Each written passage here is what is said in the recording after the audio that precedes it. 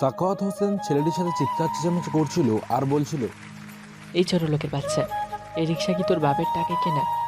জানোয়ারের বাচ্চা, রিক্সা চালাতে জানিস না? তাহলে কেন চালাতে যাস? এখন এই রিক্সা সারানোর টাকা কে দেবে? তোর বাপ। ছেলেটি সাখাওয়াত হোসেনের কথায় কোনো প্রতিবাদ করছে না, শুধু দাঁড়িয়ে দাঁড়িয়ে সাখাওয়াত হোসেনের অকথ্য ভাষায় দেওয়া গালিগুলো শুনছে। কারণ ছেলেটা যে খুবই অসহায়, সে এতিম, তার এই পৃথিবীতে কেউ নেই, তাই তো ভাগ্যের অন্বেষণে নিজের শহর ছেড়ে এই নতুন শহরে এসেছে। কিন্তু এই শহরের মানুষগুলো যে খুবই নিষ্ঠুর। সে গরিব বলে এই শহরের মানুষগুলো তাকে ঘৃণার চোখে দেখে।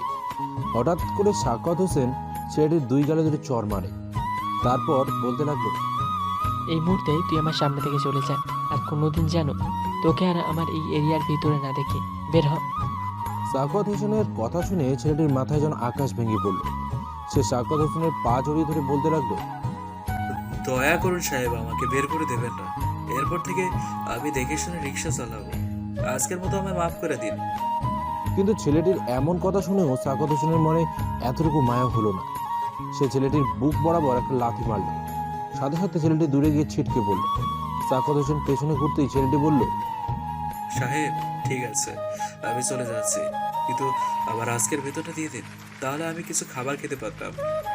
সাখাওয়াত হোসেন পেছনে ঘুরে থাকা অবস্থায় বলল, এই কে আছিস? ওকে বেতনটা বুঝিয়ে দে। সাখাওয়াত হোসেনের বলার সাথে সাথে চারজন লোক এসে ছেলেটাকে মারতে লাগলো। ছেলেটা মার সহ্য করতে না পেরে সেখানেই অজ্ঞান হয়ে গেল। তারপর লোকগুলো ছেলেটির বডি রাস্তার ধারে ফেলে দিয়ে চলে গেল। দীর্ঘ 8 ঘন্টা পর ছেলেটি ধীরে ধীরে চোখ খুলতে লাগলো। চোখ খুলে দেখতে পেল ছেলেটি একটা বেডে শুয়ে আছে। ছেলেটি উঠতে চেষ্টা করলো, তখনই রাহুল রাজ বলে উঠল, আরে আরে কি করছো তুমি? তুমি এখনো অসুস্থ, শুয়ে থাকো তুমি, তা না হলে তোমার শরীরের সমস্যা হবে। ছেলেটা রাজের কথা শুনে আবার শুয়ে পড়ল। তারপর, আচ্ছা এবার বলো তো, তোমাকে এভাবে কারা মেরে রাস্তায় ফেলে রেখে গেছে? ছেলেটা রাজকে সব খুলে বলল। রাজ মনে মনে ভাবতে লাগলো যে পৃথিবীতে এখনো এমন মানুষও আছে এসব ভাবছে। তখনই ছেলেটা বলল, আচ্ছা, আমাকে এখানে কে নিয়ে এসছে? আমি নিয়ে এসেছি। তুমি রাস্তার পাশে বেহুশ অবস্থায় পড়েছিলে, সেখান থেকে আমি তোমাকে এই হাসপাতালে নিয়ে এসেছি। এই প্রায় 8 ঘন্টা পর তোমার জ্ঞান ফিরেছে। আপনাকে যে কি বলে ধন্যবাদ দেব। আরে ধন্যবাদ দেওয়ার দরকার নেই। আচ্ছা, আমার নাম রাহুল রাজ, তোমার নাম কি? আমার নাম আরাব। আজ থেকে আমরা দুজন বন্ধু। বন্ধু হতে পারি, কিন্তু বন্ধুতে কোনো তুমি বা আপনি থাকবে না, তুই করে বলতে হবে। তা আবার বলতে? আচ্ছা তুই থাক, আমি আসছি। আচ্ছা ঠিক আছে। তারপর রাজ বাইরে বেরিয়ে ডাক্তারের কেবিন চলে গেল। ডাক্তারের কেবিন থেকে বের হয়ে একজনকে ফোন করে হসপিটালে বিল পরিশোধ করার জন্য বলে দিল। তারপর আবার রাজ আরবের কাছে গেল। তারপর আরবকে বলল, কিরে কেমন লাগছে এখন? আগের থেকে বেটার লাগছে। আচ্ছা তুই কোথায় থাকিস সেটা তো জানা হলো না। আমার থাকার কোনো জায়গা নেই। আগে তো গ্যারেজ মালিক একটা থাকার জায়গা দিয়েছিল, এখন তো আর সেটাও নেই। ও আচ্ছা, তাহলে তুই আমার সাথে চল, আমার সাথে থাকবি। আমি এই পাশেই একটা বস্তিতে থাকি, তোর যদি কোনো আপত্তি না থাকে তো যেতে পারিস। আরে না না, আমার কোনো আপত্তি নেই। আচ্ছা তাহলে চল। তারপর তারা দুজনেই চলে গেল বস্তিতে।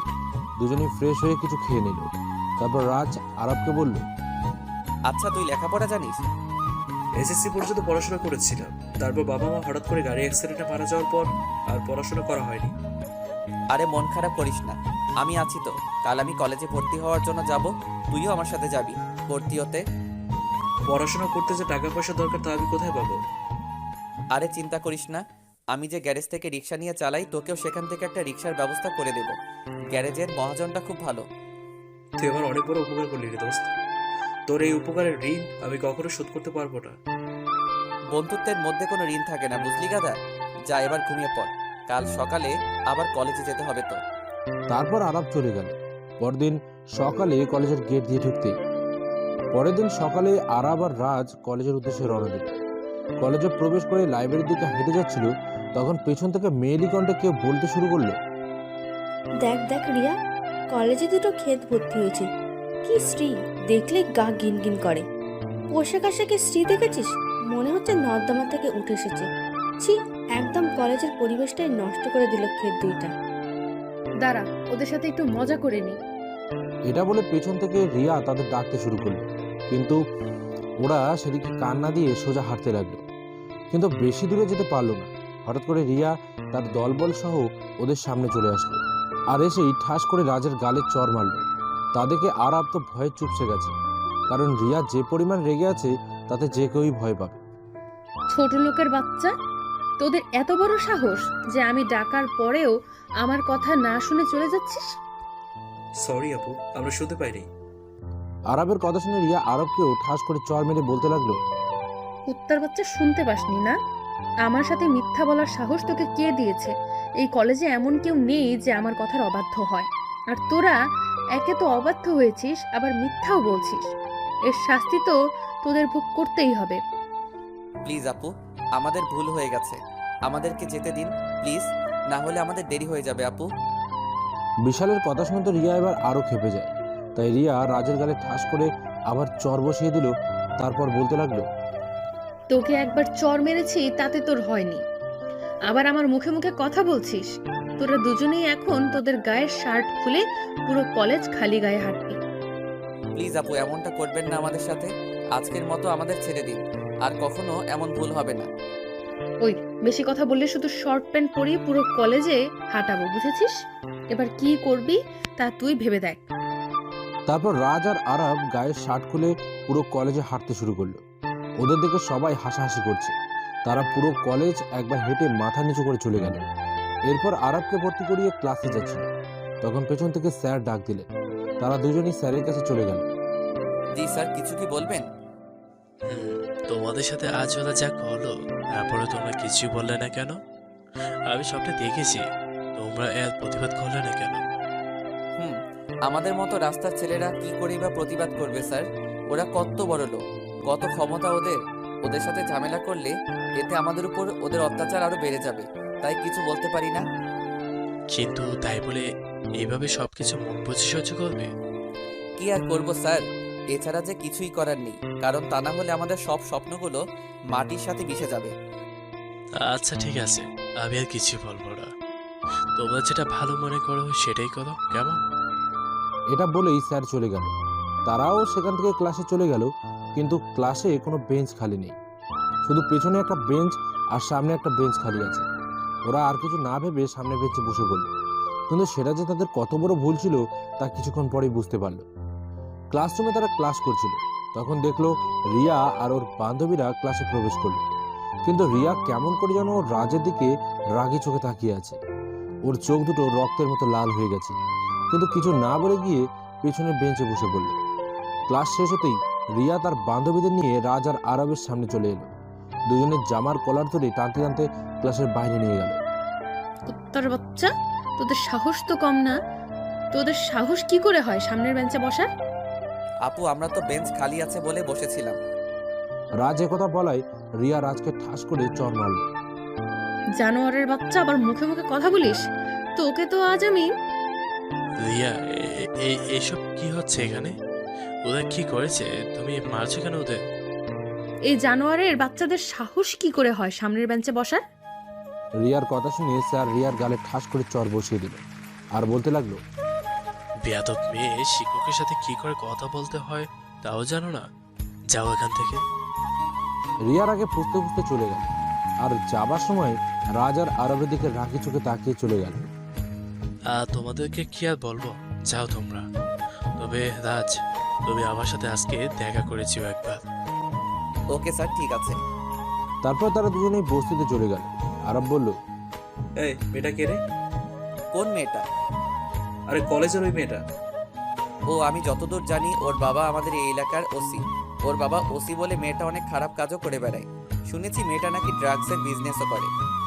কি বলছিস তুই এইসব?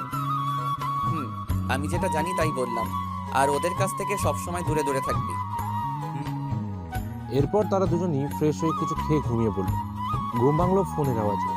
রাজ ফোনটা হাতে নিয়ে দেখলো তার মা ফোন করেছে। ফোন রিসিভ করে রাজ হ্যালো বলতেই ওপাশ থেকে কান্নার আওয়াজ ভেসে আসলো। রাজ বুঝতে পারলো তার মা তার জন্য কান্না করছে। আসলে সন্তান যতই খারাপ হোক না কেন, মা কখনো সন্তানকে দূরে ঠেলে দিতে পারে না। মা, তুমি কাঁদছো? কেঁদো না মা, তুমি কাঁদলে যে আমার কষ্ট হয় মা। তুমি জানো না আমি তোমার চোখের পানি সহ্য করতে পারি না। তুই কেমন আছিস বাবা?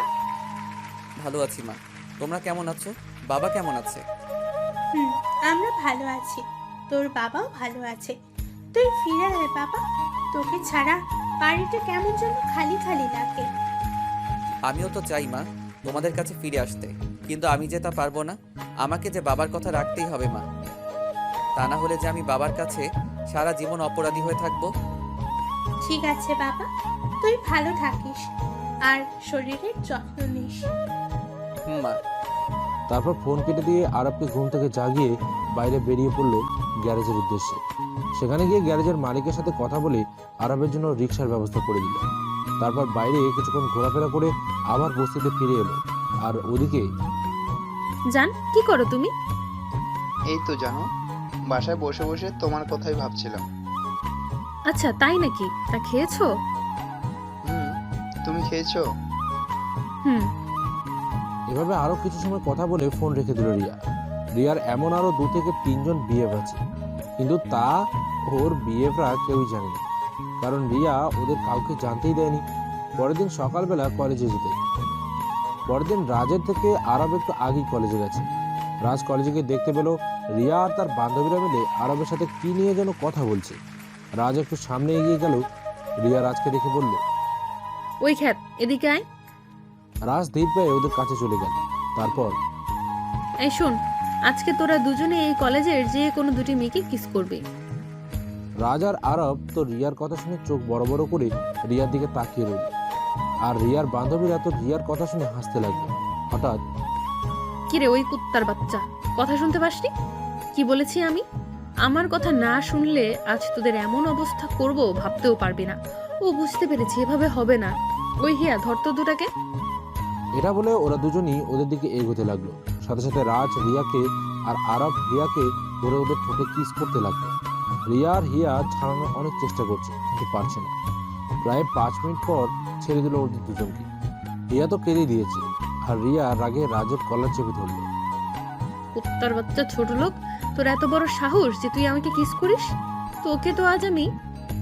আরে আপনিই তো বললেন কলেজের যে কোনো মেয়েকে কিস করতে। তাই বলে তুই আমাকে? কেন, আপনি মেয়ে না? না আপনার কোনো সমস্যা আছে? রাজের এমন কথা শুনে রিয়া আরো রেগে বলল, তোকে আমি ছাড়বো না, তোকে আমি দেখে নেব। এই বলে রিয়া তার বান্ধবীদের নিয়ে কলেজ থেকে বের হয়ে গেল। রাজ আর আরব দুজনে ক্লাস করছিল। এমন সময় কিছু গাড়ি কলেজের ভেতরে প্রবেশ করলো। গাড়িগুলো কলেজের গেট পেরিয়ে মাঠে এসে থামলো। প্রায় 50টা গাড়ি। হঠাৎ একটা ছেলে ক্লাসে ঢুকে রাজের কলা ধরে টানতে টানতে মাঠের মধ্যে নিয়ে গেল। রাজ কিছু বলল না। ছেলেটা রাজকে নিয়ে রিয়ার পায়ের কাছে ধাক্কা দিয়ে ফেলে দিল। রিয়া রাজের বুকের ওপর পাড়া দিয়ে ধরেছে। এত জোরেই ধরেছে যে রাজের শ্বাস নিতে কষ্ট হচ্ছে। কুত্তার বাচ্চা, তোর এত বড় সাহস যে তুই আমার শরীরে টাচ করিস, আজ আমার মুখের উপর কথাও বলিস। আজ তোকে বোঝাবো এই রিয়ার মুখের উপর কথা বলার পরিণাম। এটা বলে রাজকে মাটি থেকে তুললো। তারপর বলল, এই, ওকে কলেজের এই ল্যাম্প পোস্টের সাথে বেঁধে পিটাতে হবে। ততক্ষণ পর্যন্ত পিটাবি যতক্ষণ না ও চিৎকার করবে। Okay ma'am. এরপর যখনই রাজকে বাধা দিতে যাবে তখনই আরব দৌড়ে এসে রিয়ার পা জড়িয়ে ধরে বলতে লাগলো, প্লিজ আপু, ওকে ছেড়ে দিন। অপরাধ তো আমিও করেছি, আপনি আমাকে মারুন, তবু ওকে ছেড়ে দিন। ও, তুই তো দেখছি খুবই মহৎ বন্ধুর জন্য মার খেতেও প্রস্তুত। ঠিক আছে, তোর ইচ্ছেটাই পূরণ করি। না আরব, না, তুই এমনটা করবি না। আমায় তুই মাফ করে দিস দোস্ত, এছাড়া আমার আর কোনো রাস্তা নেই। রিয়া রাজকে উদ্দেশ্য করে বলল, হুম, এখন তোর বন্ধুকে মারবো। তোকে মারলে তুই যতটা কষ্ট পেতি, তার থেকে তোর বন্ধুকে মারলে তার থেকে বেশি কষ্ট পাবি। আমি তো এটাই চাচ্ছিলাম যে তুই কষ্ট পা। না, তুই আমায় মার।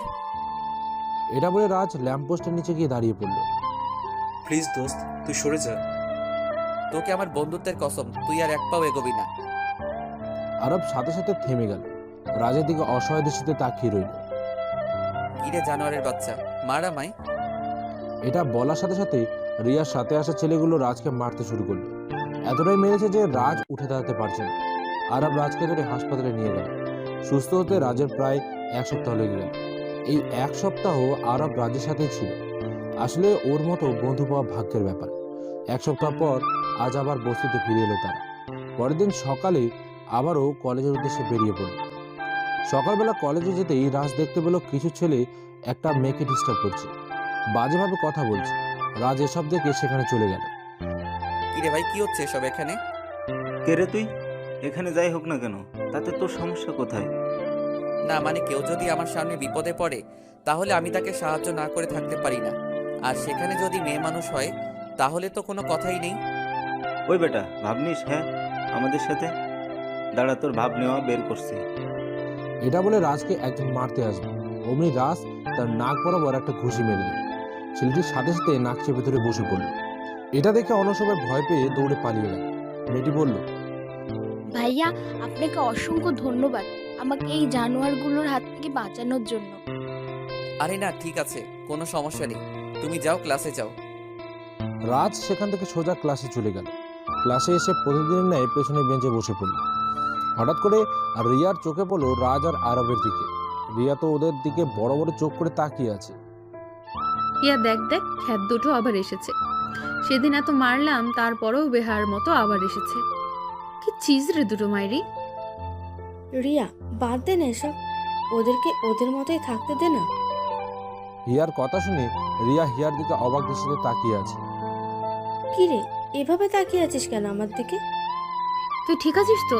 তোর শরীর ঠিক আছে? মানে কি বলতে চাইছিস তুই?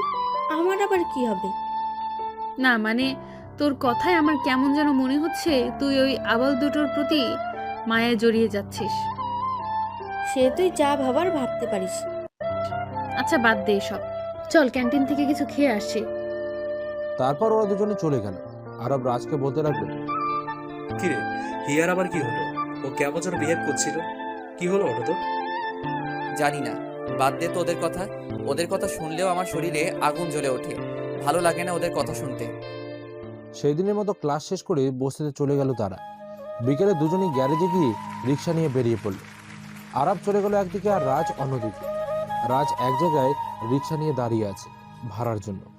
হঠাৎ কেউ একজন মেয়েলি কণ্ঠে পেছন থেকে বলে উঠল, এই রিক্সা যাবে? রাজ পেছনে ঘুরতেই তো 1000 ভোল্টের শক খেলো, কারণ রাজের সামনে রিয়া দাঁড়িয়ে আছে। রিয়া রাজকে দেখেই বলতে লাগলো, ওহো, তাহলে তুই রিক্সাও চালাস? আমি আগেই জানতাম তুই একটা ছোট লোক, আর এখন তো দেখছি তোর কোনো খুল কিনারাই নেই। ছি ছি, একটা রিক্সাওয়ালা আমার সাথে একই কলেজে আবার একই ক্লাসে পড়ে। কে যে এমন ছেলেদের কলেজে ভর্তি করায় কে জানে। রাজ রিয়ার কথা শুনে শুধু মাথা নিচু করে দাঁড়িয়ে আছে, কিছু বলতে পারছে না। রিয়া এসব বলে চলে গেল। রাজের মনটা খুবই খারাপ হয়ে গেল, তাই বসতে চলে এলো। এসে শুয়ে পড়ল, কিন্তু আরব এখনো আসেনি। রাজের ঘুম ভাঙল সন্ধ্যার দিকে। ফ্রেশ হয়ে একজনকে ফোন দিল সে। কিছু কথা বলে ফোনটা রেখে দিল। ফোন রেখে সামনে তাকাতেই দেখে আরব তার সামনে দাঁড়িয়ে আছে। ওকে দেখে রাজের বুকটা মোচড় দিয়ে উঠল। ও আবার কিছু জেনে গেল না তো? হঠাৎ আরব বলে উঠল, কিরে, তুই কখন আসলি? এই তো অনেক আগেই, ভালো লাগছিল না তাই। কেন, কি হয়েছে তোর? শরীর খারাপ নাকি? আরে না। তাহলে কি হয়েছে? তারপর রাজ আরবকে রিয়া যা যা বলেছে সবকিছুই বলল। কবে যে এমন অবহেলা থেকে, ধনীদের অত্যাচার থেকে মুক্তি পাবো কে জানে। আচ্ছা চল কিছু খেয়ে নেই। তারা দুজন একসাথে খাবার খেয়ে কিছু সময় পড়াশোনা করে ঘুমিয়ে পড়ল। পরের দিন সকালবেলা রাজের কাজ থাকার কারণে একটু দেরি করেই কলেজে গেল সে। সকালবেলা রাজ কলেজে গিয়ে দেখতে পেল কিছু ছেলেরা মিলে একজন বৃদ্ধ লোককে মারছে, কিন্তু কেউ কিছুই বলছে না, শুধু তাকিয়ে তাকিয়ে দেখছে। এসব দেখেই রাজের মাথায় রক্ত উঠে গেল। রাজ সেখানে চলে গেল। একটা ছেলে লোকটাকে জোরে ধাক্কা মারল। লোকটা রাজের গায়ের উপরে এসে পড়ল। রাজ লোকটাকে জিজ্ঞেস করলো, চাচা কি হয়েছে? আপনাকে ওরা মারছে কেন? কি বলবো বাবা, আমার মেয়েটা এই কলেজে পড়তো, ওদের সাথেই থাকতো।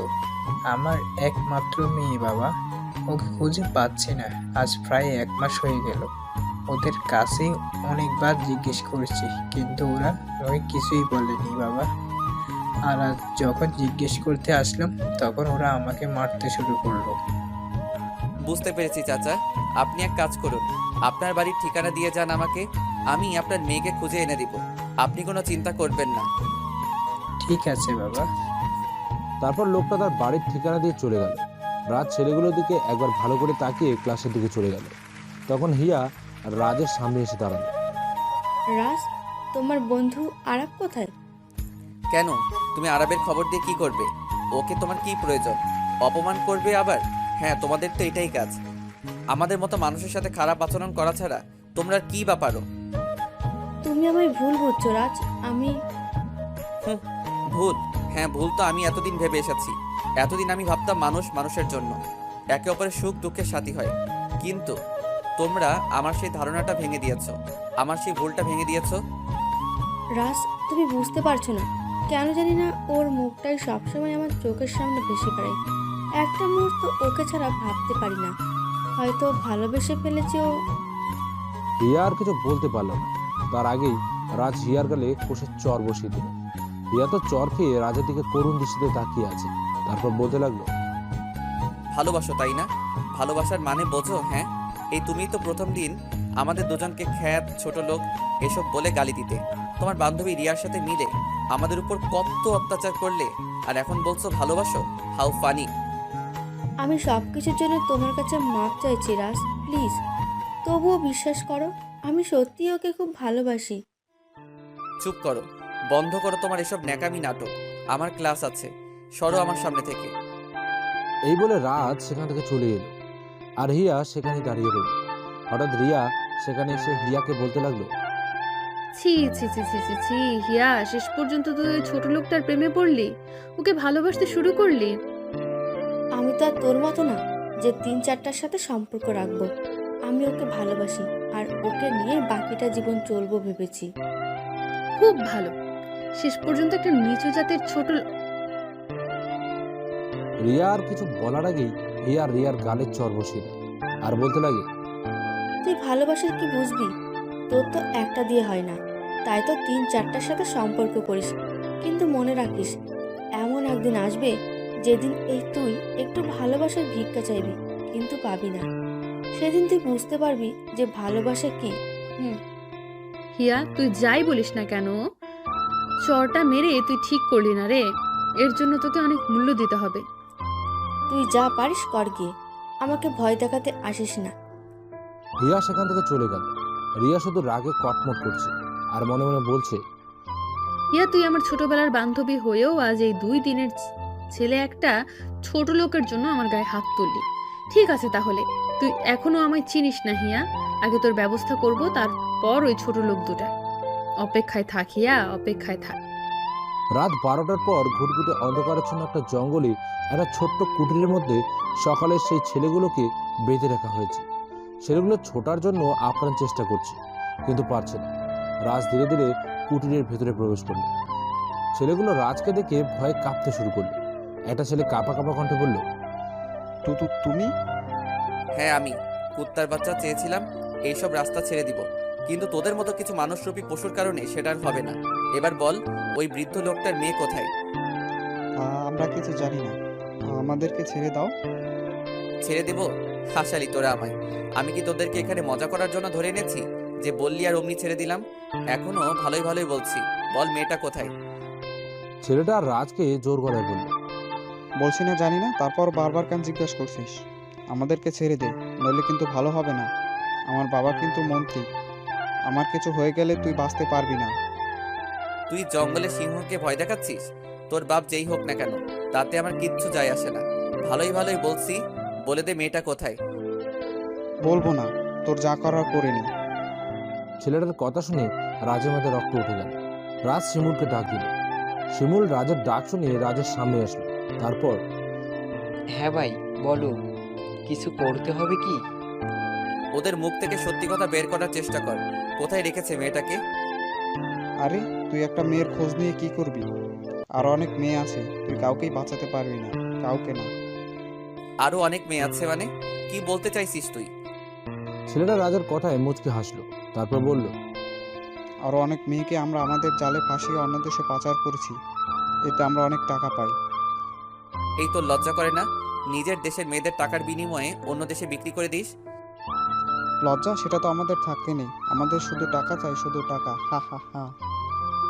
ছেলেটার কথা শুনে রাগে ক্ষোভে রাজ ছেলেটার বুকে বরাবর একটা লাথি মারল। ছেলেটা অনেক দূরে ছিটকে পড়ল। শিমুল, ওদের এমন টর্চার করবি যাতে মুখ খুলতে বাধ্য হয়। আমার মনে হচ্ছে ওরা শুধু চুনপুটি। নিশ্চয় এর পিছনে অন্য কারোর হাত আছে। হয়তো এদের অনেক বড় র্যাকেট আছে যা দেশের বিভিন্ন জায়গায় ছড়িয়ে ছিটিয়ে আছে। তাই এমন অবস্থা করবি যাতে ওরা মুখ খুলতে বাধ্য হয়। ওকে ভাই, আমি দেখছি, এই নিয়ে আপনাকে ভাবতে হবে না। ওকে, ঠিক আছে। রাজ সেখান থেকে চলে গেল পরের দিন। কলেজে গিয়ে দেখতে পেল হিয়া বসে আছে বট গাছের নিচে। রাজ হিয়ার কাছে গেল। হিয়া রাজকে দেখে একটু অবাকই হল। রাজ হিয়াকে জিজ্ঞেস করলো, কি ব্যাপার, তুমি এখানে বসে আছো যে? তাও আবার একা একা? তোমার বান্ধবী কোথায়? ওর কথা আর বলো না আমায়। ও একটা খারাপ মেয়ে। এমন কোনো খারাপ কাজ নেই যে সে করে না, তাই সব সম্পর্ক শেষ করে দিয়েছি ওর সাথে। ও, ভালো করেছো। চলো ক্লাসে যাই। চলো। কিন্তু কিন্তু কি? আরাপ কোথায়? ওকে তো দেখছি না। আমি এখানে। তুই কখন আসলি? এই তো কিছুক্ষণ আগে। আর এসে তোদের কথা শুনছিলাম। তবে হিয়া কাজটা ঠিক করেছে, রিয়ার সাথে সম্পর্ক শেষ করে। চল ক্লাসে যাই। এরপর তারা তিনজনই ক্লাসের দিকে চলে গেল। ক্লাসে হিয়া আর আরব পুরো ক্লাস দুজন দুজনের দিকে তাকিয়েছিল। সেদিনের মতো ক্লাস শেষ করে তারা যে যার গন্তব্যে চলে গেল। আরব রাজকে বলল, দোস্ত তুই যা, আমি একটু পরে আসছি। তুই আবার কোথায় যাবি? এই একটু কাজ আছে, কাজটা শেষ হলে চলে আসবো। ওকে। রাজ সেখান থেকে চলে এলো বস্তিতে। আর অন্যদিকে আরব জিহানের গলা চেপে ধরল আর বলতে লাগলো, ওই শুয়োরের বাচ্চা, তোদের সবাইকে আমি টাকা দিয়ে পুষে রেখেছি কি এজন্য? হ্যাঁ, তোরা থাকতে ওদেরকে কিভাবে কিডন্যাপ করে নিয়ে গেল? হ্যাঁ? জিহান কিছু বলতে পারছে না। তার নিঃশ্বাস যেন বন্ধ হয়ে আসছে। আরব জিহানের গলা ছেড়ে দিতেই জিহান কাঁদতে শুরু করলো। তারপর বলতে লাগলো, ভাই বিশ্বাস করুন, ওদেরকে তুলে নিয়ে গেছে তা আমরা জানতাম না। ওদেরকে বাইরে থেকে কিডন্যাপ করা হয়েছে, তাই আমরা কিছু করতে পারিনি ভাই। আমাদের মাফ করে দিন। দুদিনের মধ্যে আমি ওদের লাশ চাই। জি হ্যাঁ, লাশ। তা না হলে আমি তোদের একটা একটা করে খুন করে ফেলবো। ওরা আমার ব্যাপারে মুখ খোলার আগে ওদেরকে আমার রাস্তা থেকে সরিয়ে দে। ওকে ভাই, ঠিক আছে, আমি দেখছি। এরপর আরব সেখান থেকে চলে গেল বস্তিতে। রাজ আরবকে দেখে একটু অবাকই হলো, কারণ আরবকে কেমন যেন একটু বিচলিত দেখা যাচ্ছে। তাই রাজ আরবকে বলল, কি রে, কোথায় ছিলি তুই? আর তোকে এমন দেখাচ্ছে কেন? কি হয়েছে তোর? তা কিছু হয়নি। আচ্ছা যা, ফ্রেশ হয়ে নে। তারপর ফ্রেশ হয়ে এসে দুজনে একসঙ্গে খেয়ে যে যার রুমে গিয়ে শুয়ে পড়ল। পরের দিন সকালবেলা টিভিতে নিউজ দেখাচ্ছে আনুমানিক আজ রাত 12:30টার দিকে মন্ত্রী আশরাফ খুন হন। কে বা কারা খুন করেছেন তা এখনো পর্যন্ত জানা যায়নি। অন্যদিকে রিয়া তার অন্য বয়ফ্রেন্ডের সাথে ঘুরতে এসেছে। ছেলেটার নাম বিধান। দুজন দুজনের একদম কাছে বসে আছে। আর দুর্ভাগ্যবশত সেখানে থাকে রাকিব যাচ্ছিল। রাকিবের এসব দেখে তো মাথায় রাগ উঠে গেল। কি ভাবছেন, রাকিব এখানে গিয়ে রিয়ার সাথে সম্পর্ক নষ্ট করবে? না, রাকিবের মানে তো অন্য কিছু ঘুরপাক খাচ্ছে। হঠাৎ রাকিব দেখতে পেল তারই বন্ধু বিশাল দূরে দাঁড়িয়ে রিয়া আর বিধানের কর্মকাণ্ড দেখছে আর রাগে কটমট করছে। রাকিব বুঝতে পারে যে তার মানে বিশালের সাথেও রিয়ার কোনো না কোনো সম্পর্ক নিশ্চয়ই আছে। তাই রাকিব বিশালের কাছে গিয়ে বিশালকে টেনে এক পাশে নিয়ে আসে। বিশাল তো রাকিবকে দেখে অবাক হয়ে যায়। অবাক হয়ে জিজ্ঞেস করে, রাকিব দোস্ত তুই? আমি ছেড়ে দে দোস্ত, ওকে আমি আজ খুন করব। মানে কেন খুন করবি ওকে? কি ক্ষতি করেছে ও তোর? ও আমার মন নিয়ে খেলেছে, এর ফল তো ওকে ভোগ করতেই হবে। হ্যাঁ তুই ঠিক বলেছিস, এর ফল ওকে ভোগ করতেই হবে। ও আমার সাথেও ভালোবাসার মিথ্যে অভিনয় করেছে, কিন্তু ও জানে না যে ও কত বড় ভুল করেছে। এখানে দাঁড়া, আমাদের এই সাথে ওই ছেলেটাকেও সঙ্গী করতে হবে, না হলে ওর জীবনটাও শেষ করে দেবে। কিছুক্ষণ পর রিয়া চলে গেল। রিয়া যেতেই ওরা দুজনে বিধানের কাছে গেল আর সব কিছু খুলে বলল। সব শুনে তো বিধানের মাথা পুরোই গরম হয়ে যায়। বিধান পারলে তো রিয়াকে এখনই মেরে ফেলে, কিন্তু রাকিব বিধানকে বাধা দিল। শোনো বিধান, ও আমাদের তিনজনের সাথে ভালোবাসা নিয়ে খেলা করেছে, তাই এর হিসাব আমরা তিনজন ওর কাছ থেকে সুদে আসলে উসুল করব। হ্যাঁ ঠিক বলেছো তুমি, ওর এমন অবস্থা করব বেঁচে থাকতে ওর ঘৃণা হবে। ওকে এখন চলো এখান থেকে। এরপর ওরা তিনজন যে যার বাড়ির উদ্দেশ্যে রওনা দেয়, কিন্তু আড়াল থেকে কেউ একজন ওদের সব কথা শুনে ফেলে। তারপর একটা মুচকি হাসি দিয়ে কাউকে ফোন করে তিনজনের ওপরেই নজর রাখতে বলে। রিয়া বিকেলে তার রুমের ব্যালকনিতে বসে বসে চা খাচ্ছে। এটা তার অনেক দিনের অভ্যাস। চা খাচ্ছে রিয়া। হঠাৎ করে তার ফোনের রিংটোনটা বেজে উঠলো। ফোনের দিকে তাকিয়ে দেখলো বিশাল ফোন করেছে। রিয়া একটা মুচকি হাসি দিল, তারপর ফোনটা রিসিভ করলো। ফোন রিসিভ করে আহ্লাদি সুরে বলল, হ্যাঁ বাবু বলো, আমার বাবুটা বুঝি আমাকে খুব মিস করছে? হ্যাঁ জান, খুব মিস করছি তোমায়। চলে আসো না জান, আজ না আমাদের বাড়িতে কেউ নেই, প্লিজ চলে এসো না প্লিজ। আরে কি বলছো তুমি? তোমার বাড়িতে আমি কিভাবে যাব? তুমি যদি না আসো তাহলে বুঝবো তুমি আমাকে ভালোবাসো না। রিয়া বিশালের কথা শুনে থতমত খেয়ে যায়, কারণ রিয়া তো জানে বিশাল যে কথাটা বলছে তা সত্যি, যে রিয়া বিশালকে কেন কাউকেই ভালোবাসে না, শুধু টাইম পাস। কিন্তু যদি আজকে না যায় তাহলে বিশাল হাতছাড়া হয়ে যাবে, তাই রিয়া সিদ্ধান্ত নেয় সে যাবে। আচ্ছা ঠিক আছে, আমি আসব, কিন্তু আমি বেশি সময় থাকতে পারবো না। রিয়ার কথায় বিশাল মনে মনে বলে, আমারও বেশি সময় লাগবে না বেঈমান। হঠাৎ রিয়ার কথায় ধ্যান ভেঙে যায় বিশালের। কি হলো, কথা বলছো না কেন? আমি কিন্তু বেশি সময় থাকতে পারবো না। আচ্ছা ঠিক আছে, তবে একটা জিনিস চাইবো তোমার কাছে। আমার কাছে আবার কি চাইবে তুমি? তোমাকে না কালো শাড়িতে খুব সুন্দর লাগে, প্লিজ একটা কালো শাড়ি পরে এসো জান। আচ্ছা ঠিক আছে। এই বলে রিয়া ফোন কেটে দেয়, আর ওদিকে বিশাল একটা শয়তানি হাসি দেয়। তারপর রাকিব আর বিধানকে ফোন করে আসতে বলে দেয়। এদিকে ভাই, ওরা তিনজন মনে হয় রিয়া ভাবির কোনো ক্ষতি করবে, তাই আজ বিশাল তার বাড়িতে রিয়া ভাবিকে ডেকেছে। তুই ওদের উপর নজর রাখ, আমি আসছি। ওকে ভাই, ঠিক আছে। রিয়া বিশালদের বাড়িতে এসে দরজার সামনে দাঁড়ান, আর কলিং বেল বাজাতেই বিশাল এসে দরজা খুলে দিল। রিয়া ভেতরে ঢুকে দেখে বাড়িটা একদমই ফাঁকা, কেউ নেই। বিশাল দরজা খুলে সোজা রুমে চলে গেল। রিয়াও পেছন পেছন তার রুমে চলে যায়, কিন্তু রুমে গিয়ে দেখে রুমটা পুরো অন্ধকার। রিয়া বিশালকে ডাকতে থাকে, বিশাল, এই বিশাল, কোথায় তুমি? এই দেখো, আমার কিন্তু এসব মজা একদম ভালো লাগছে না, আমি চলে যাব কিন্তু। বলে রিয়া দরজার দিকে পা বাড়ায়। হঠাৎ দরজা বন্ধ হয়ে যায়। রিয়ার মনে এবার ভয় ঢুকে যায়। যতই জেদি আর সাহসী হোক না কেন, মেয়ে তো, এমন অবস্থায় ভয় তো লাগবেই। দেখো বিশাল, মজা করো না, আমার কিন্তু ভয় করছে। তাই নাকি? তোমার আবার ভয়ও আছে? মজার ব্যাপার। বলেই বিশাল হাসতে থাকে। মানে কি বলতে চাচ্ছ তুমি? হঠাৎ রুমের লাইট জ্বলে উঠল। রিয়া যেন প্রাণ ফিরে পেল, কিন্তু সামনে তাকাতেই যা দেখলো তাতে তার মাথায় আকাশ ভেঙে পড়ল। রিয়া দেখে তার সামনে রাকিব, বিধান আর বিশাল দাঁড়িয়ে আছে, আর রাগে তাদের চোখ লাল হয়ে আছে। রিয়া ওদের দেখেই বুঝতে পারে যে তার কপালে খারাপ আছে। তো তোমরা? হ্যাঁ, আমরা। কেন, কি মনে করেছিলে তুমি আমাদের নিয়ে খেলবে আর আমরা জানতেও পারবো না?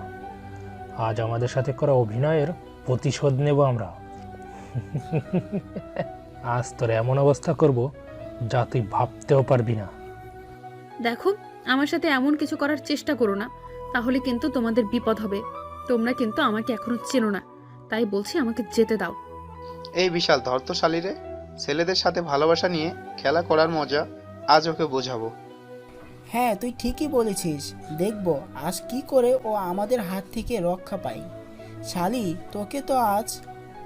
এই বলে বিশাল রিয়ার শাড়ির আঁচল ধরে টান দেয়। যতই ক্ষমতা থাক, কিন্তু তারপরেও রিয়া আজ খুবই অসহায়। কারণ যতই ক্ষমতা থাকুক না কেন, নারীর সব থেকে মূল্যবান সম্পদ হচ্ছে তার ইজ্জত। আর সেটাই যদি হারিয়ে যায় তাহলে তো হাজারো ক্ষমতা, ধন, সম্পদ দিয়ে ফিরিয়ে আনা যায় না। রিয়া কি করবে বুঝে উঠতে পারছে না, কারণ একটা মেয়ে তিনটা ছেলের সাথে কোনোভাবে শক্তিতে পেরে ওঠা সম্ভব না। কিভাবে বাঁচবে আজ রিয়া? কে বাঁচাবে তাকে? বিশাল শাড়ির আঁচল ধরে টান দিলে রিয়া শাড়ির আঁচল ধরে রাখে। প্লিজ বিশাল, আমাকে ছেড়ে দাও, আমার এত বড় সর্বনাশ করো না, দয়া করে আমায় ছেড়ে দাও। না না, সেটা তো হতে পারে না, তোর কিচ্ছুকর্মের ফল তুই যে তোকে ভোগ করতেই হবে। বলেই বিশাল রিয়ার গালে চর বসিয়ে দেয়। চরটা এত জোরেই মেরেছে যে ঠোঁট কেটে রক্ত বের হচ্ছে। রিয়া উঠে দাঁড়াতেই বিশাল আবারও চর মারে। এবারে রিয়া চরের তাল সামলাতে না পেরে বিছানার ওপর পড়ে যায়। রাকিব আর বিধান গিয়ে রিয়ার দুই হাত চেপে ধরে। বিশাল রিয়ার দিকে এগোতে থাকে। না, আমায় যেতে দাও, আমায় ছেড়ে দাও প্লিজ। হঠাৎ দরজা ভাঙার আওয়াজ শুনতে পেল সবাই, আর তাই রিয়াকে সবাই ছেড়ে দিয়ে কে দরজা ভাঙলো সেটা দেখার জন্য পেছনে ঘুরে। আর রিয়া তড়িঘড়ি করে উঠে বসে। রিয়াও সামনের দিকে তাকিয়ে হাজার ভোল্টের শক খেল। রিয়া ভাবতেও পারছে না যে এখানে কিভাবে এলো। রিয়া এত অবাক হওয়ার কারণ হচ্ছে তাদের সামনে রাজ দাঁড়িয়ে আছে, আর তার পাশে শিমুল এবং রাজের লোকজনও আছে। রাজ বলতে শুরু করে, তোদের লজ্জা করে না?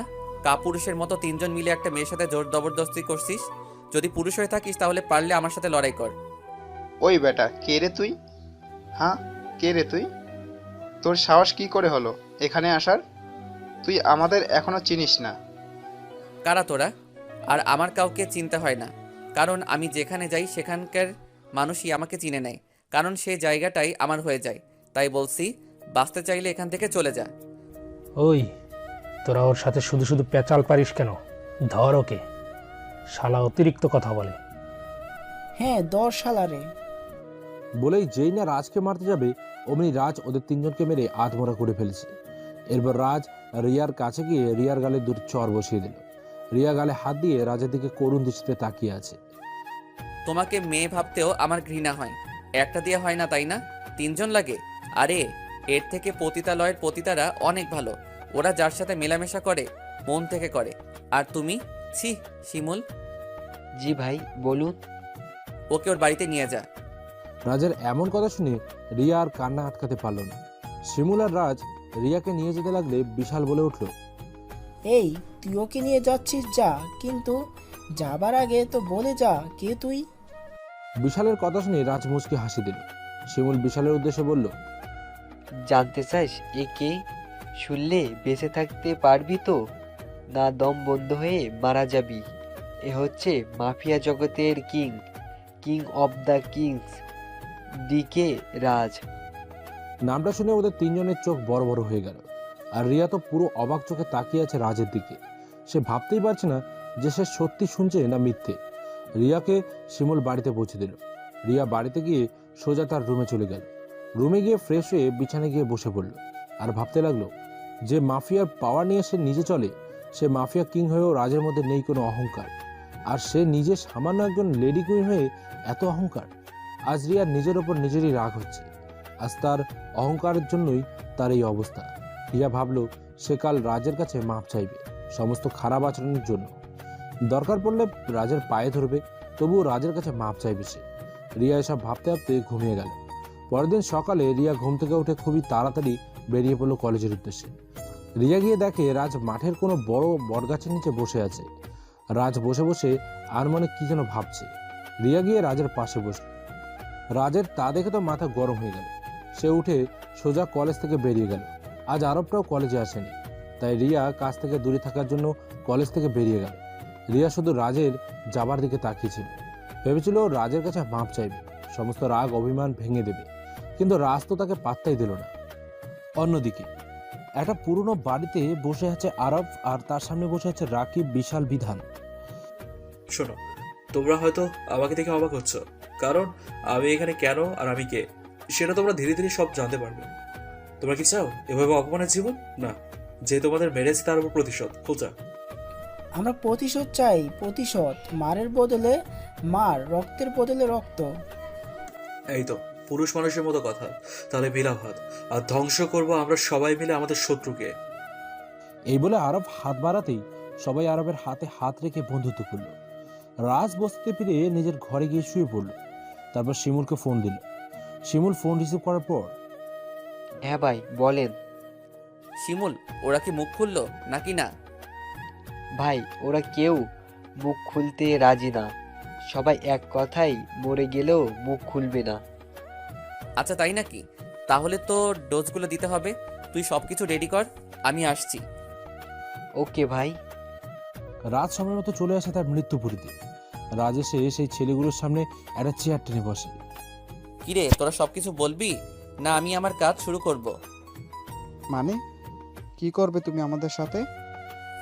বেশি কিছু না, শুধু তোদের মুখ খোলানোর ব্যবস্থা করব। এই শিমুল, নিয়ে আয়। শিমুল রাজের কথা মতো একটা বক্র নিয়ে আসে। রাজ বক্রটার সামনের টেবিলে রাখতে রাখতে বলে, এখনো সময় আছে, বলে দে তোদের এসব কাজের মূলে কে আছে। রাজের কথা শুনে ছেলেটা মনে মনে হাসছে আর বলছে, আমাদের এসব কাজের পেছনে কে আছে সেটা আমি তোকে বলবো না, কিছুতেই না। তবে হ্যাঁ, দরকার পড়লে মিথ্যা বলবো, তবুও বসের নাম বলবো না, কিছুতেই বলবো না। ছেলেটা এসব ভাবছে তখন রাজ ছেলেটার গায়ে বেল্ট দিয়ে আঘাত করে। ছেলেটা ব্যথা চিৎকার করে ওঠে। আহ! ভালোই ভালোই বলছি, বল কে তোদের বস আর মেয়েটাকে কোথায় লুকিয়ে রেখেছিস? কিন্তু ছেলেটা বলতে নারাজ, তাই রাজ কাটা জায়গায় লবণ আর মরিচের গুঁড়ো লাগিয়ে দেয়। ছেলেটা আর সহ্য করতে পারছে না, তার এমন মনে হচ্ছে যেন তার প্রাণটা এখনই বেরিয়ে যাবে। ছেলেটার এমন করুণ অবস্থা দেখে তার সাথে থাকা ছেলেগুলো ভয়ে কুঁকড়ে যায়, থরথর করে কাঁপতে থাকে। ছেলেটা ব্যথার কষ্ট সহ্য করতে না পেরে বলে ওঠে, প্লিজ আমাকে আর মেরো না। আমি বলছি আমাদের বসকে তা আমি জানি না, তাকে কখনো দেখিনি। তবে মেয়েটাকে আমরা নিমতলি পুরনো গোডাউনে আটকে রেখেছি। এটা আগে বললে কি হতো? তোরা আগে বললে আরো আগে মুক্ত বাতাসে ঘুরে বেড়াতে পারতি। শিমুল ওদের ছেড়ে দে। কিন্তু ভাই। তোকে যেটা বললাম সেটা কর। আচ্ছা ভাই। তারপর শিমুল তাদেরকে ছেড়ে দেয়। রাজমুসকে হাসি দেয়। ভাই আপনি হাঁটছেন কেন? তুই এক কাজ কর, ওদের পিছু নে, ওদের পিছু নিয়ে দেখ ওরা কোথায় যায়। আমি রাঘব বোয়াল ধরার জন্য ওদের ছেড়ে দিয়েছি। তাই তো বলি, আপনি ওদের কেন ছেড়ে দিতে বললেন? আচ্ছা ভাই, আমি দেখছি ওদের। আর শোন, আজ রাতে আমি একা মিশনে যাব। কিন্তু ভাই আপনি একা? আমাকে নিয়ে চিন্তা করিস না, তুই শুধু ওদের উপর নজর রাখ। রাজ এটা বলে চলে যায়। রাত 2টো, গুটগুটে অন্ধকার। রাজ গোডাউনের সামনে দাঁড়িয়ে আছে। সে ধীরে ধীরে গোডাউনের ভেতরে ঢুকে। ভেতরে ঢুকতেই একজন বলে ওঠে, এই কোথায় যাচ্ছিস রে তুই? রাজ কোনো কথা না বলে নিজের পিস্তলটা বের করে সোজা লোকটার মাথায় গুলি করে। লোকটা সেখানেই মারা যায়। গুলির শব্দ শুনে সবাই সতর্ক হয়ে যায়। একে একে রাজকে সবাই মারার জন্য ছুটে আসে। রাজ সবাইকে মেরে মাটিতে শুইয়ে দেয়। বল মেয়েটা কোথায়, না হলে কিন্তু তোদের অবস্থা আরো খারাপ করব। বল বলছি। রাজ এসব কথা জিজ্ঞেস করছে, ঠিক তখনই কেউ একজন রাজকে পেছন থেকে লাথি মারে। রাজ মাটিতে পড়ে যায়। রাজ ওটা পেছন ফিরে তাকায়, কে তাকে মেরেছে সেটা দেখার জন্য। কিন্তু সে যা দেখলো তাতে তো তার চোখ বেরিয়ে আসার উপক্রম। কারণ রাজের সামনে দাঁড়িয়ে আছে সাখাওয়াত হোসেন। সাখাওয়াত হোসেনকে দেখে রাজের কথা বলার ভাষা হারিয়ে যায়। তার মানে তুমি এসব কিছু করছো? রাজের কথা শুনে সাখাওয়াত হোসেন মুচকি হাসে, যে হাসিতে লুকিয়ে আছে অনেক রহস্য। কিন্তু রাজ সেটা বুঝতেও পারে না। হ্যাঁ, আমি করেছি এসব, আমি। আর এখন তোকে মেরে ফেলবো। তুই না জেনে শুনে বাঘের গর্তে পা দিয়েছিস। জানিস তো, বাঘের গর্তে পা দিলে সেখান থেকে আর জীবিত ফিরে যাওয়া যায় না। তোর কথা শুনে আমার খুব হাসি পাচ্ছে। তুই আমায় মারবি? আগে নিজে তো বেঁচে দেখা। কে বাঁচে কে মরে সেটা একটু পরেই দেখতে পাবি। এ তোরা দাঁড়িয়ে কি দেখছিস? মার শালাকে। সাখাওয়াত হোসেনের কথা মতো যেই না সবাই রাজকে মারতে যাবে, ঠিক তখনই চারদিক থেকে বৃষ্টির মতো গুলি এসে সাখাওয়াত হোসেন সহ সবার কপাল ভেদ করে বেরিয়ে যায়। সবাই সেখানেই মারা যায়। ঘটনার আকস্মিকতায় রাজও অবাক, কারণ এখানে তো সে একা এসেছে। তাহলে রাজ এসব ভাবছে, তখনই শিমুল এসে বলে, ভাই আপনি ঠিক আছেন তো? হ্যাঁ আমি ঠিক আছি, কিন্তু তুই এখানে কেন? তোকে না বললাম ওদের পিছু নিতে? রাজের কথা শুনে শিমুল মাথা নিচু করে ফেলে। কি করবে কিচ্ছু বুঝতে পারছে না। কি হলো, কথা বলছিস না কেন? আসলে ভাই। আসলে কি? আসলে ভাই, আমি ওদের পিছু নিয়েছিলাম, কিন্তু হঠাৎ করে কোথা থেকে একটা গাড়ি এসে ওদের উঠিয়ে নিয়ে যায়। আর গাড়িটা কিছু দূর যেতেই বেল্লাস্ট হয়ে যায়, আর সবাই আগুনে পুড়ে মারা যায়। ও নো, কি বলছিস তুই এটা? হ্যাঁ ভাই, ঠিক বলছি। আচ্ছা এক কাজ কর, এই গোডাউনের প্রতিটা কোনায় কোনায় খুঁজে দেখ মেয়েটা কোথায়। আচ্ছা ভাই। রাজের কথা মতো সবাই খুঁজতে শুরু করে। খুঁজতে খুঁজতে পেয়েও যায়, কিন্তু রাজ যেটা দেখে তাতে তো তার মাথায় আকাশ ভেঙে পড়ার মতো অবস্থা। কারণ একটা নয়, আরো অনেকগুলো মেয়ে আছে সেখানে। সবগুলো মেয়েদের বয়স প্রায় 18 থেকে 19 হবে। মেয়েগুলো ভয়ে কুঁকড়ে আছে। রাজকে দেখে সবাই ভয়ে জড়সড় হয়ে গেছে। রাজ সবাইকে কোনো মতে তাদের বুঝিয়ে তাদের পরিবারের কাছে ফিরিয়ে দেওয়ার ব্যবস্থা করে। রাজ সে বৃদ্ধ লোকটার মেয়েকেও তার বাড়িতে পৌঁছে দেয়। এরপর রাজ তার ঘরে ফিরে আসে। রাজকে ঘরে ফিরে আসতে দেখে কেউ একজন আড়াল থেকে রাগে থরথর করে কাঁপছে। চোখ দিয়ে যেন আগুনের ফুলকি বেরোচ্ছে, আর মনে মনে বলছে, এর সত্য আমি তুলবই, তোর রক্ত দিয়ে আমি হোলি খেলবো, হোলি। রাজ রুমে গিয়ে ঘুমিয়ে পড়ে। সকালবেলা রাজ আর আরব বেরিয়ে পড়ে কলেজের উদ্দেশ্যে। তারা গিয়ে বড় বট গাছের নিচে বসে পড়ে। আর আবার রাজ বসে বসে গল্প করছে। তখনই রিয়া সেখানে উপস্থিত হয়। রিয়াকে দেখে রাজের রাগ উঠে যায়। তাও রাজ কিছু না বলে চুপচাপ বসেই আছে। রিয়া রাজের পাশে বসে পড়ল। রিয়া বসা মাত্রই রাজ উঠে গেল। রাজ উঠে যেতে লাগলে রিয়া রাজের হাত ধরে ফেলে। এতে তো রাজের শরীর রাগে থরথর করে কাঁপছে। রাজ নিজেও বুঝতে পারছে না যে রিয়াকে দেখলে তার এমন রাগ হচ্ছে কেন। রাজ রিয়ার দিকে তাকাতেই রিয়া ভয়ে রাজের হাত ছেড়ে দেয়, কারণ সে রাজের এমন রূপ কখনো দেখেনি। রাগে রাজের চোখ রক্তের মতো লাল হয়ে গেছে। রিয়া ভয়ে আর কিছু বলার সাহস পাচ্ছে না, মাথা নিচু করে আছে। রাজ সেখান থেকে চলে যায়। এভাবে কেটে গেল কিছুদিন। রাজ নিজের মতো করে কলেজে আসে আর ক্লাস করে বাড়িতে ফিরে যায়। প্রায় 1 মাস হয়ে গেছে। এই 1 মাসে রিয়া রাজের সাথে অনেক কথা বলার চেষ্টা করেছে, কিন্তু রাজ কোনো পাত্তাই দেয়নি। একদিন সকালবেলা রাজ বট গাছটার নিচে বসে বই পড়ছিল।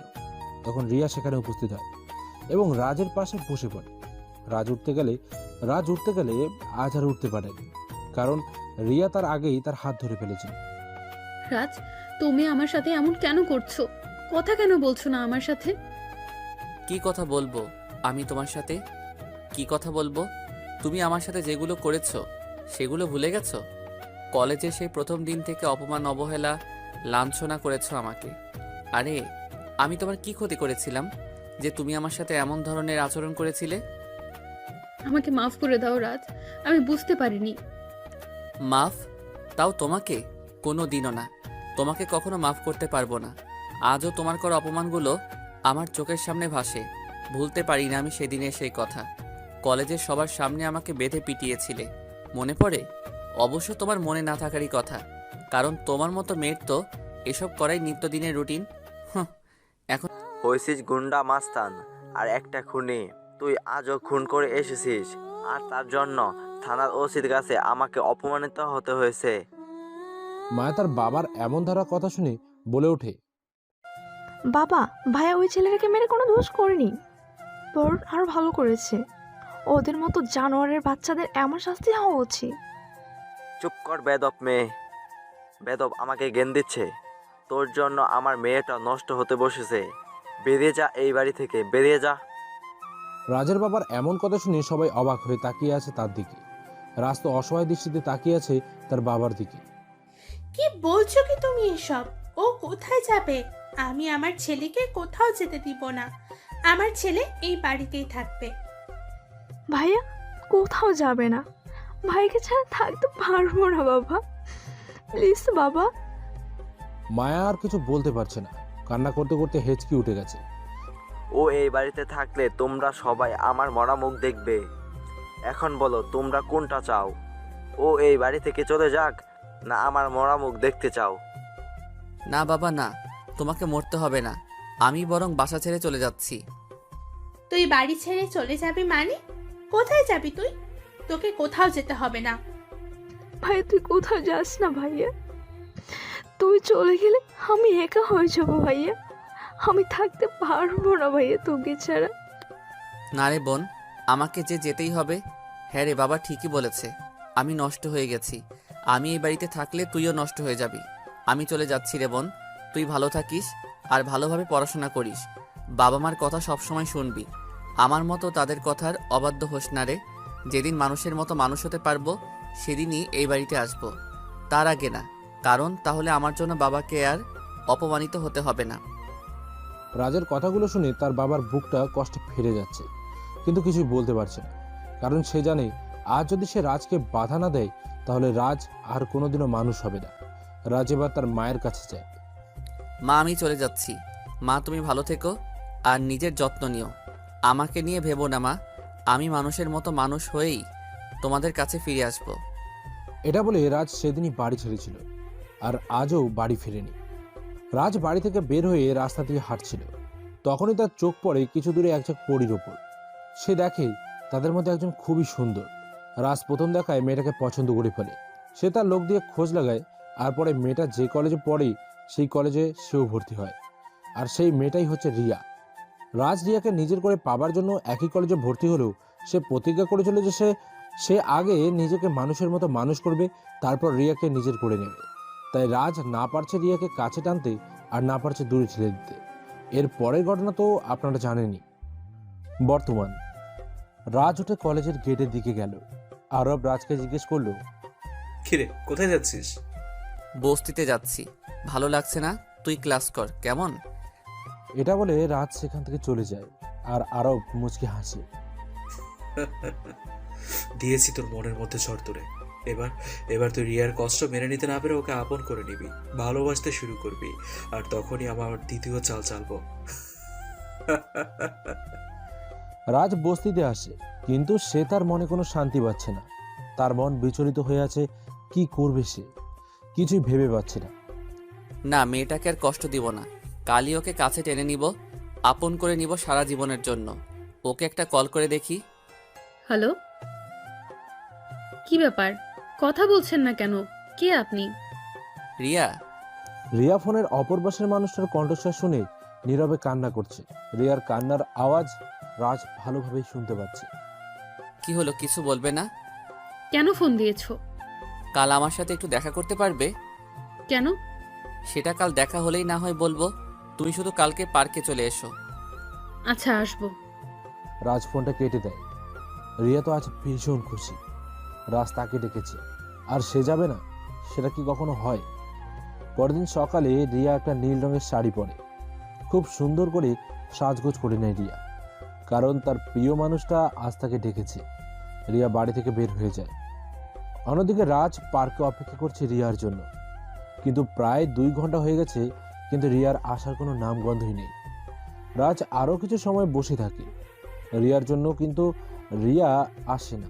তাই রাজ নিরাশ হয়ে বাসার উদ্দেশ্যে রওনা দেয়। রাজ ভেবে নেয় রিয়া হয়তো এবার তার সাথে ছলনা করছে। রাজ রাস্তার এক পাশ থেকে হেঁটে চলেছে। হঠাৎ রাস্তার পাশে থাকা একটা দোকানে তার চোখ আটকে যায়। দোকানের টিভিতে নিউজ দেখে রাজের পায়ের রক্ত মাথায় উঠে যায়। নিউজটা ছিল এমন: থানার ওসির মেয়েকে আজ সকালে কে বা কারা যেন কিডন্যাপ করে নিয়ে গেছে। এটা দেখে রাজের শরীর থরথর করে কাঁপছে।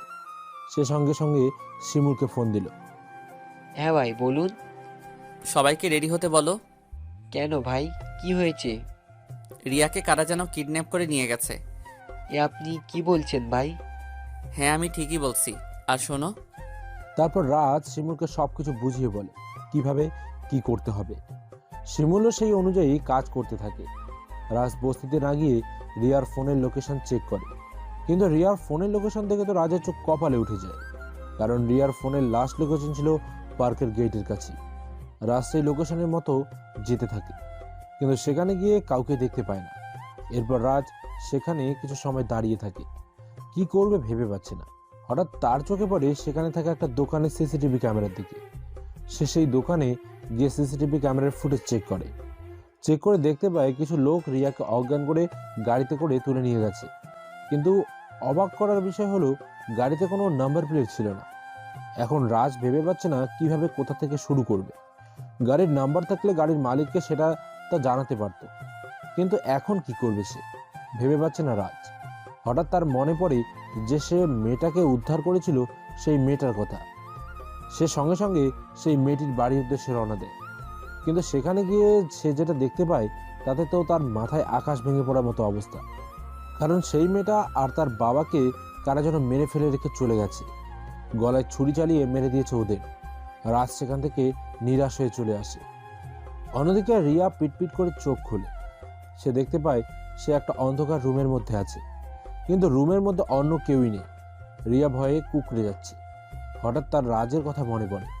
আজ তার রাজের সাথে দেখা করার কথা ছিল, কিন্তু কি থেকে কি হয়ে গেল সব। কারা ওকে এভাবে তুলে আনলো সেটাই সে বুঝতে পারছে না। রিয়ার চোখ দুটো ভিজে আসছে, এইভাবে যে রাজ তাকে নিয়ে কি ভাবছে এখন। রিয়ার খুব কান্না পাচ্ছিল। রাজ বস্তিতে ফিরে যায়।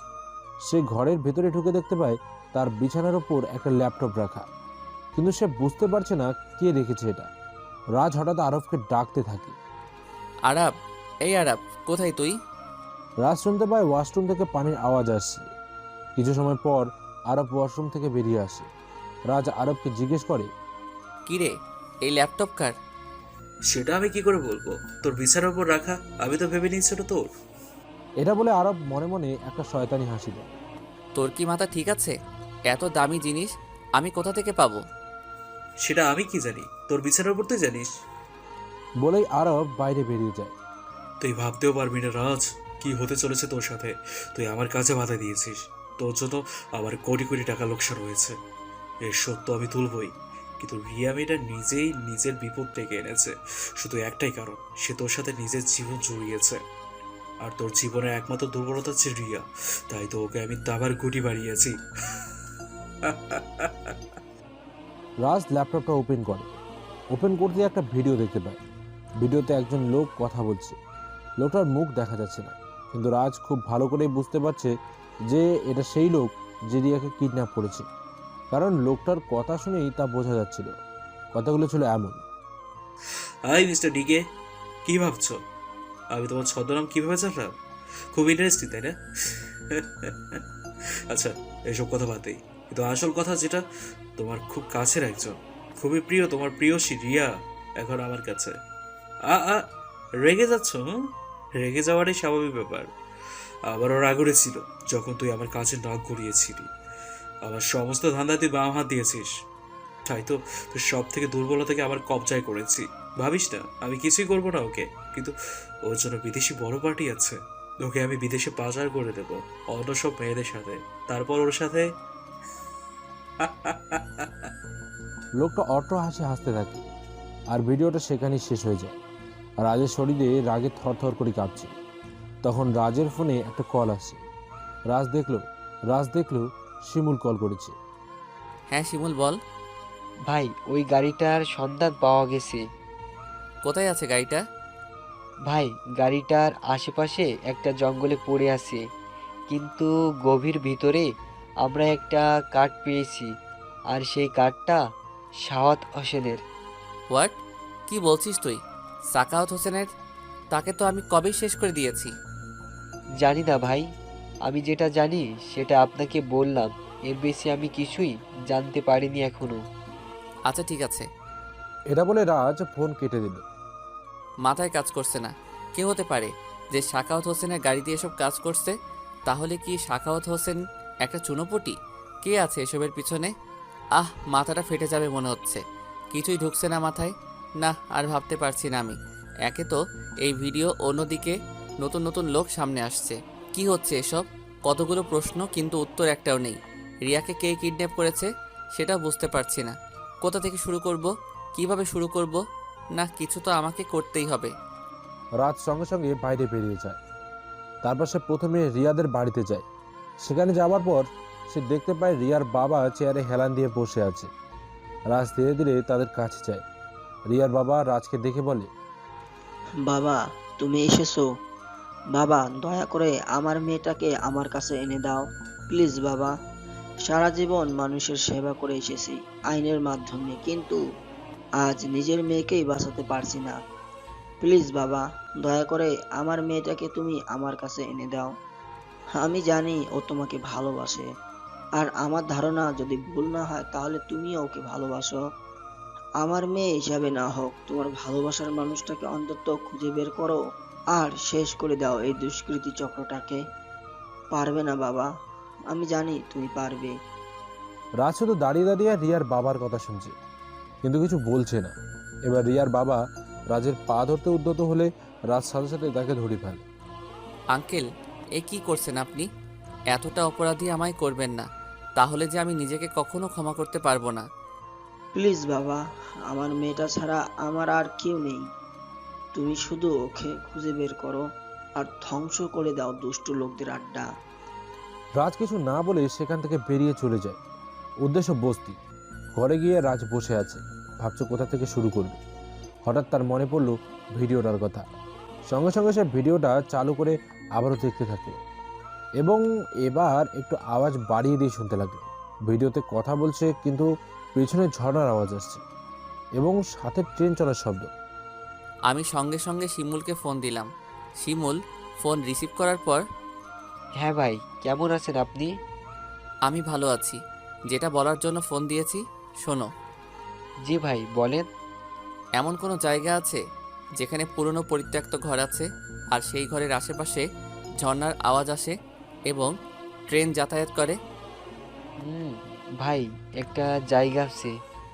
কোথায়? তাড়াতাড়ি বলো। এই সে জায়গা ভাই।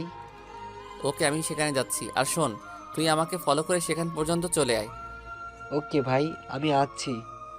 রাজ বেরিয়ে পড়ে গন্তব্যের উদ্দেশ্যে, কিন্তু সেখানে গিয়ে সে দেখতে পায় অনেক গার্ড বাইরে দাঁড়িয়ে পাহারা দিচ্ছে। কিন্তু রাজ তো ভেতরে যাবেই, তার লক্ষ্য যে তাকে ভেদ করতেই হবে। রাজ আর কিছু না ভেবে সামনের দিকে এগোতে থাকে।